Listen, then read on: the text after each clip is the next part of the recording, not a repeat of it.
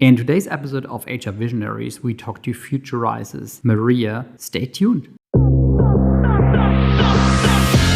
Welcome to HR Visionaries, where we unlock the secrets of modern HR. I'm Benjamin, your host. Join us as we shed light on today's HR universe with HR leaders and innovators from across the globe. Whether you're an HR pro, a business leader, or just curious about the future of work, this is your shortcut to the forefront of HR innovation. Brought to you by Hire, the AI talent attraction platform. Welcome to our latest episode of HR Visionaries. I'm looking forward to my guest today, Maria. Maria, thanks for taking the time. Thanks for inviting me. Maria, can you tell us in a few sentences, who are you?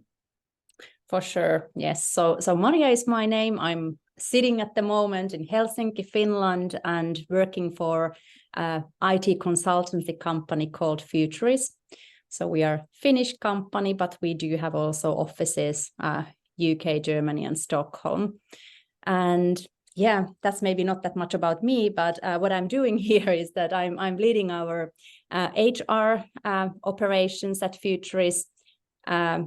My title is Head of Human Care because we don't like the word human resources. So therefore, this human care as my title. And yeah, what else about me? I have also lived in Munich. So back in the days, I was also working for Futurice at Munich office some time. And yeah, then I've been always in the field of HR, also focused very much on talent acquisition.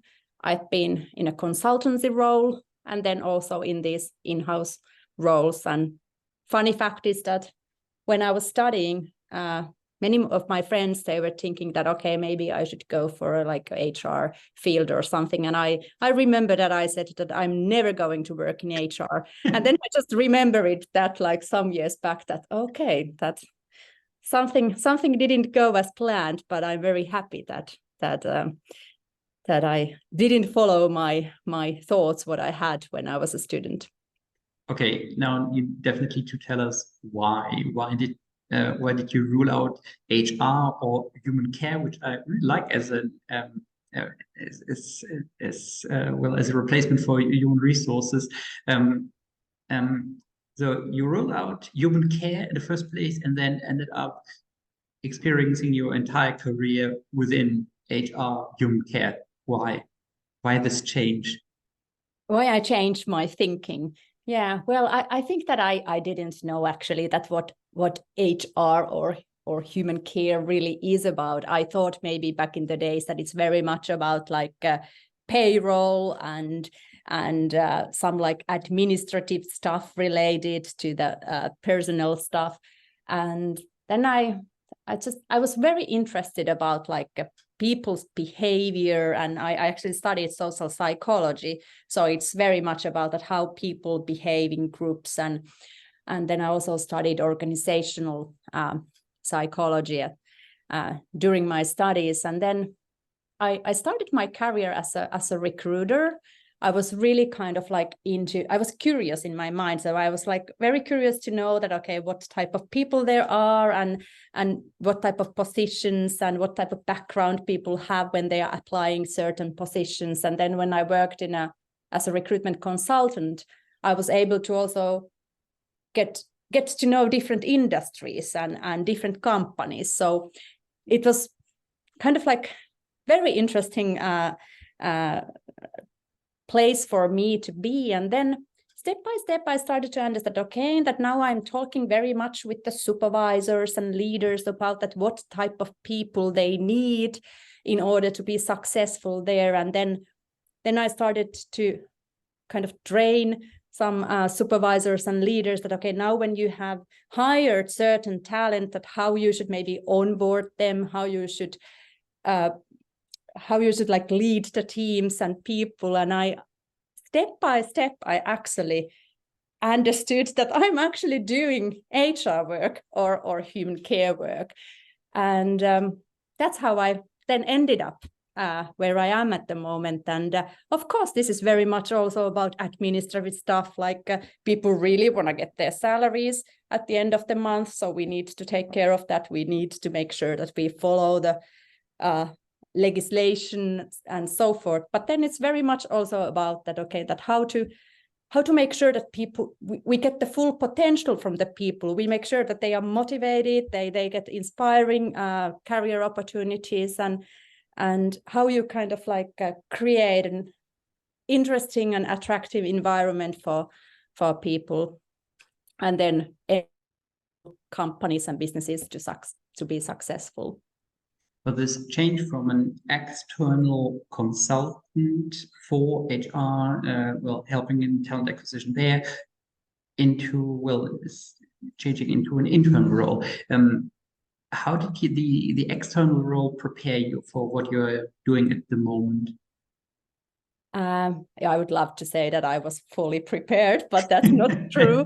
So it was kind of like, of course, easy to be the external advisor and only kind of like give those good advices and so forth. And then, of course, when you are working in an in-house role, you have like so many things all the time on your table, so that you actually need to prioritize much more. Mm-hmm. But when you are working as an external advisor, you have like certain projects and your clients, they are only paying for that certain thing that they really need from the external advisor. And in-house role, you have all the time things coming from the different directions. And then it's very much about like being able to prioritize and also being able to delegate, of course. Okay, tell us more about how to effectively delegate, how to effectively prioritize, given, human care, and it's stuck in my head now. This expression is pretty cool. It's about people, right? So when you talk to vendors, okay, well, if stuff is going, if you're super busy, vendors have to wait. Okay, there we go. It's frustrating for them, but it's still kind of okay. However, when you deal with people and people at your company, in particular, when you talk about consultants who go out to meet clients every day, it's like super important to keep them happy, to make sure that they are at their very most productive level. Yes, very good points. I think it's very much about that we need to have like a clear, of course, like priorities in our company. So the kind of the clear strategy that, okay, that where we are heading, and then your people strategy needs to be, of course, built on top of that. And then basically that gives you already like some sort of frames that, okay, that which are the kind of the topics that you really need to focus this year. And we have even taken in use this kind of like objectives and key result type of system where we define certain objectives for the whole company, and then also like local team objectives and very clear kind of measurable outcomes, what we want to see after one quarter or tertile or whatever is the kind of the time frame there. And it has helped quite much us to really think that, okay, what are those topics that we need to focus now, and what are maybe those topics that we can tell that, okay, interesting topic, most likely we need to focus on that at some point, but not now. And of course, it's very much about communication also, that, okay, that what are those priorities as a company.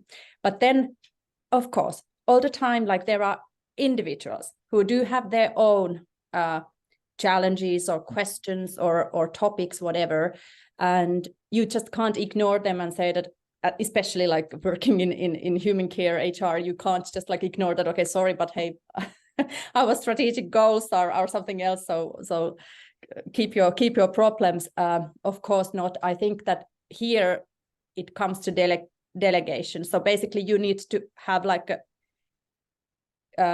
kind of functional supervisor system or whatever is kind of like in your company the way, so that there are people who can then support their people, and you just, for instance, as a HR function or human care function, you just give the tools and the training for instance, for the supervisors to help the people there with their questions and so forth. So I think it's very much about that. And then also kind of like, I think that what we've been doing quite much also at Futurice in our human care function, we have tried to autonomize many kind of like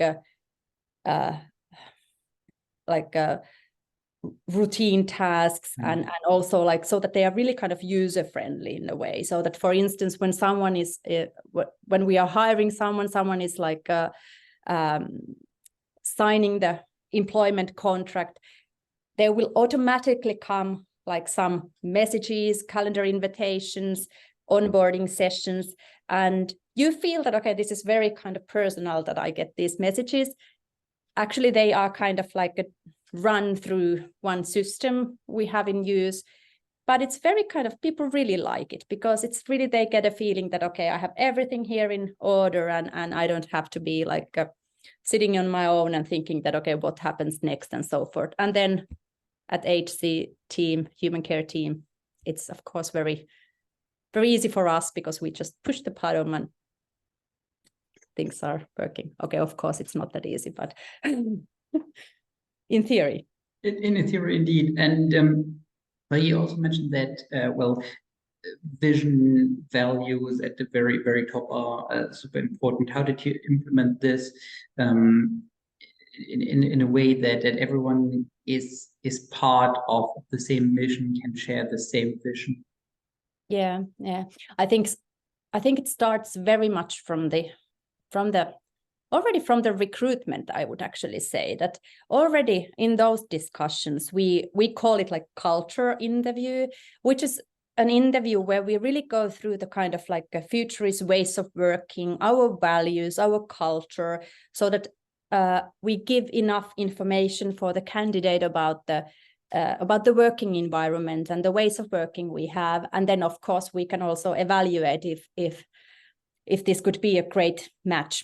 And then it's very much also the onboarding, that how we kind of like, you just can't expect someone who has never worked for your company to just get to know that how things are rolling here and where we are going. You really need to allocate some time for those onboarding sessions and make sure that they have like a diverse pool of people who are giving those onboarding sessions and so forth. So one good example is that we actually organize onboarding camps at Futurice for all new joiners. So they come from all sites together. Those new joiners, they spend 2 days in the forest in a very nice cabin. So not any not intense. Not intense. No, very nice cabins. So that and we have thought that, okay, this is an investment, but it's really nice that they get like a very good overview about the company. They get to know people from other sites,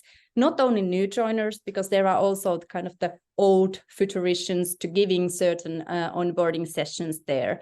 And so I would say that it's very much like very traditional way, actually, that you just like spend some time, you allocate some time for that.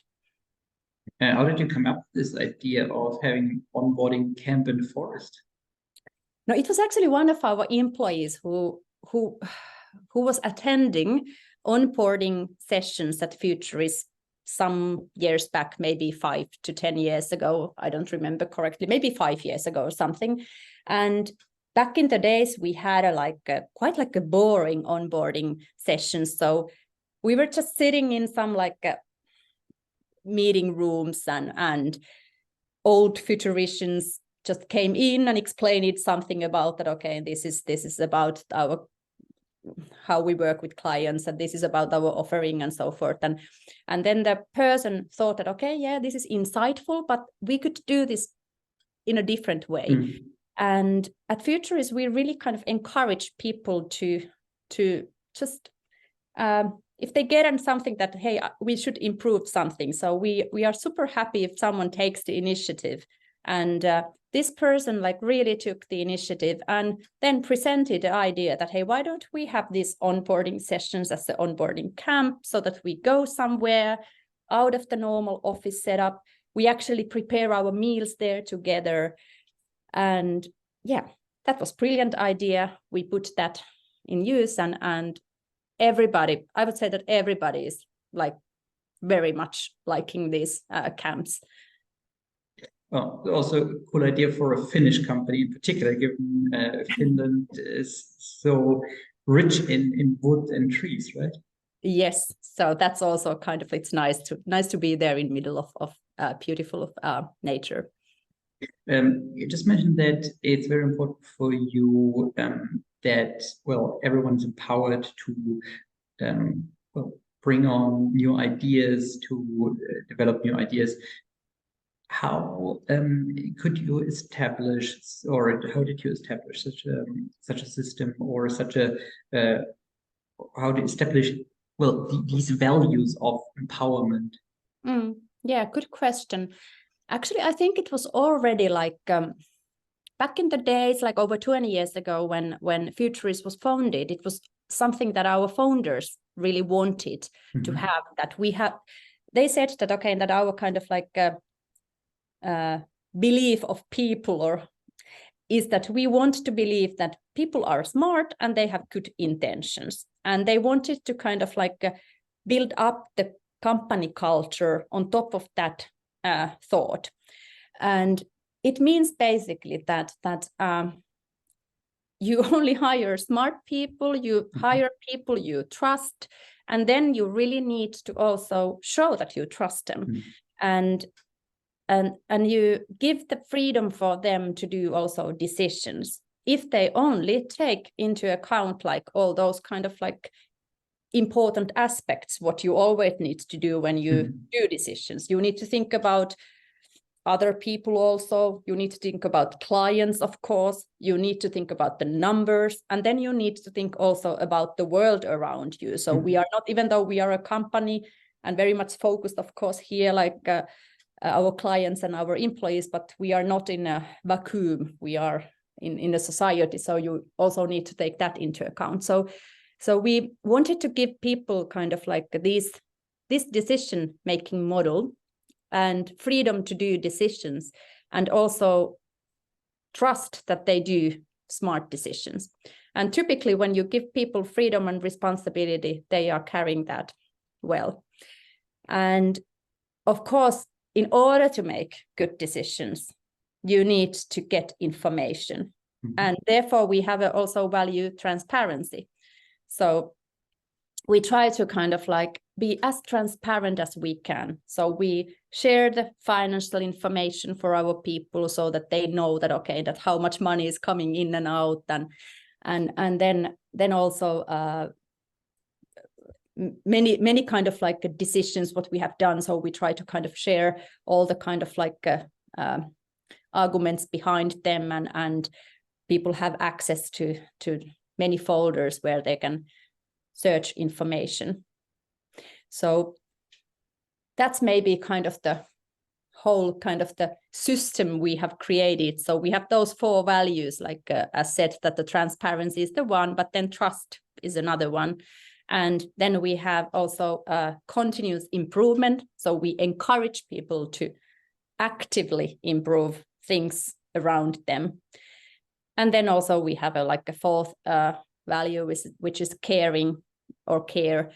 It's not only about caring each other or caring myself or something, but also caring our clients, caring our company, and then also caring our society where we live. Well, I think transparency is a great value. However, it comes, of course, with challenges sometimes. So when, well, times are bumpy, as they occasionally are, being transparent also may create a bit of concern, or cause some anxieties with employees. Yes, very, very well said, because that's exactly how it goes. So it's kind of like that. If you wanna be like very transparent and you want that your employer is very transparent, then you also need to accept some level of uncertainty. So basically, but then I would love to think that, okay, that luckily all our employees are adults. We are not working with kids. So we are working with adults who are educated, they are smart, they are prepared also for handling that uncertainty which comes with the transparency. And then it's also kind of like it's not only about like leaders giving the right answers all the time, but it's also like when you have enough transparency, you know what's happening, you can actually kind of like also suggest some improvements and be active player in your company. Can you tell us a bit more about what you guys do? So you mentioned IT consulting, and would love to hear more about what's the company all about. Yeah, for sure. So consultancy company, that's what we are. So we don't have any kind of products what we sell, but I would say that we are kind of like building digital products and services for our clients. So we try to kind of like help our clients to for instance, to improve their customer experience, business models or operating models, to be more efficient or whatnot. Everything relates to digital transformation. So we have like, maybe it's more concrete when I shortly tell about the kind of what type of people we have. So we have people, very kind of like diverse pool of talent, I would say, and they all have kind of like a desire to work in these like multidisciplinary teams, and including kind of people who can really build digital solutions. So for instance, we have many software developers, tech architects, data engineers, user experience designers.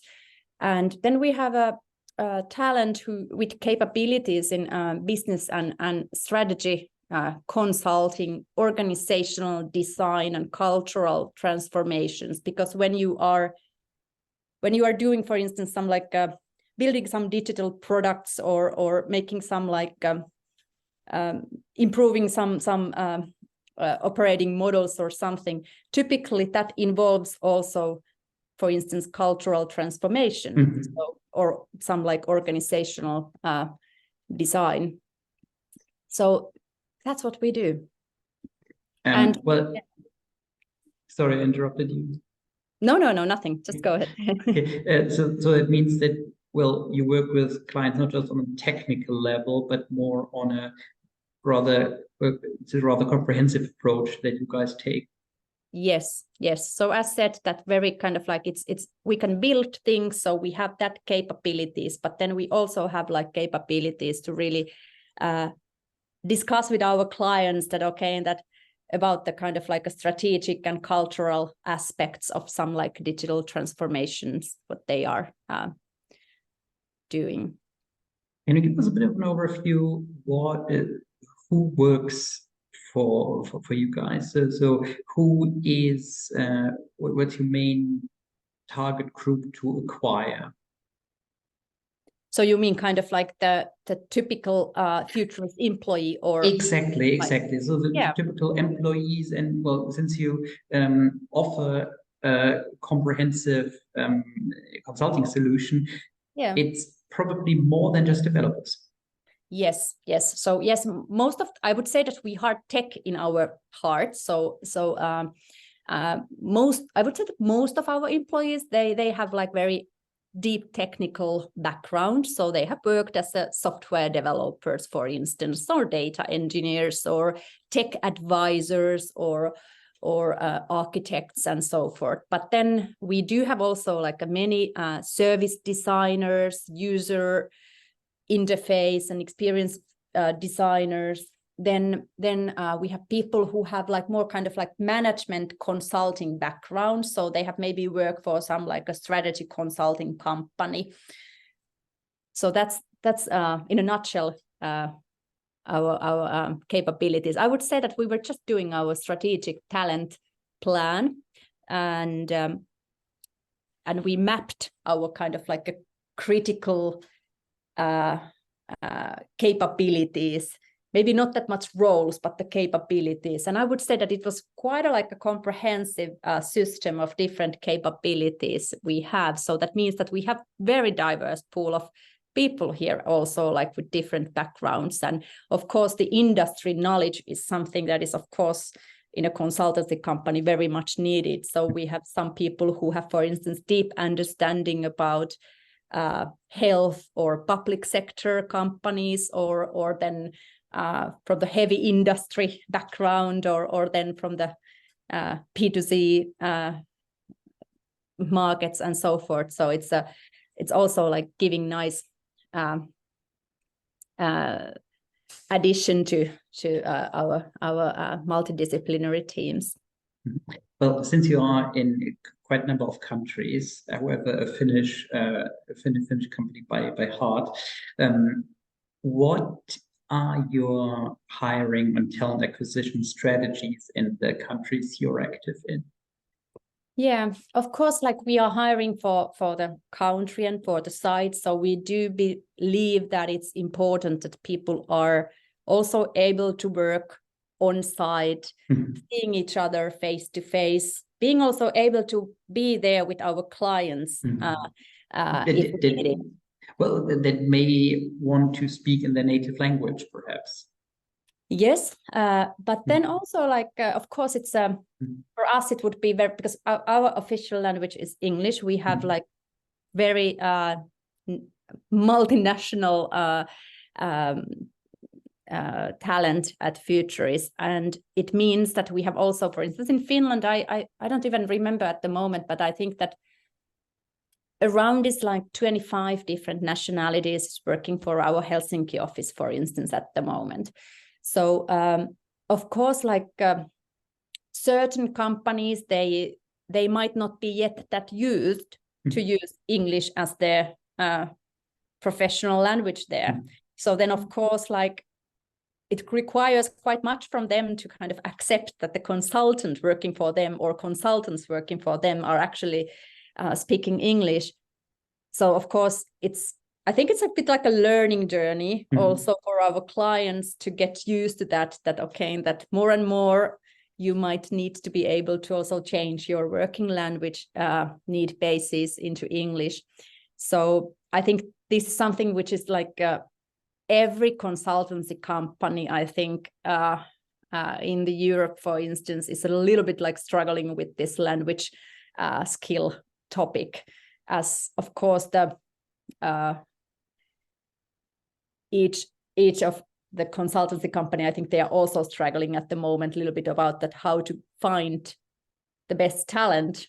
And we would be happy to hire them like from all over the world, because we do believe that it's also like giving us like a very much kind of like a benefit when we get people from different backgrounds, different universities, different companies, and then but then of course this language barrier thing is something that we are struggling daily basis. Well, it's a challenge, but also quite an interesting one, right? So also to dive into the different cultures of the places where you operate offices and where you have people on the ground. So it's also quite fascinating, I guess. Yes, definitely, yeah. And well, this approach to diverse team, how can you make sure that, well, you have a diverse team, but also a common company culture that roots perhaps in a onboarding in the woods, but more than that, so to maintain this over the years? Yeah, so of course this kind of like the whole diversity topic, I think we started to work very kind of like systematically towards very inclusive, diverse working culture, I don't know, maybe 5 years ago or something. And of course, the it was not only because you needed to do it, because then everybody was doing that, but it was more kind of like that we were actually like getting people from different countries to work for us, and we were not only anymore kind of like Finnish tech company, but we were really kind of like working in European digital transformation market and having like people from different countries, and we of course wanted to make sure that our culture is inclusive in many ways, and we also believe that diverse talent just performs better if you have like those diverse teams.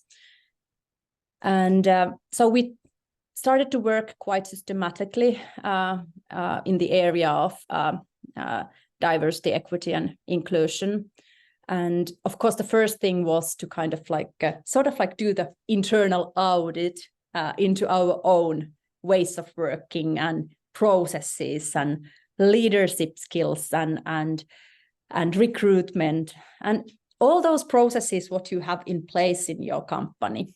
And it was a journey. So of course, it's a little bit like you needed to train your people that this is like important topic, and people bought that of course quite fast because we have been very value and culture driven company already like for years and years, and being an inclusive company, having an inclusive company culture was quite like taken for granted in a way. But still we needed to kind of check that, okay, and that do we have like a same opportunities for different people having different background, and then we also started to measure that in our people pulse surveys to have a better understanding if we really are on the right track. Exactly. So do we walk the talk? I talk the walk, however you say it, but still kind of like so there we are. And I would say that it's a journey. You can't just like think that, okay, now we are ready and we're done. We're done with inclusivity. Yeah, okay. Exactly. No work needed anymore. No, it's continuous work, of course, and all the time, like also challenging ourselves that, okay, that do we have some biases, for instance, when we are doing some internal recruitment decisions or external recruitment decisions or promotions or giving salary raises or whatever. So of course you need to be like all the time like reminding yourself and reminding the whole company about it. Perfect. Maria, thank you so much for all your insights.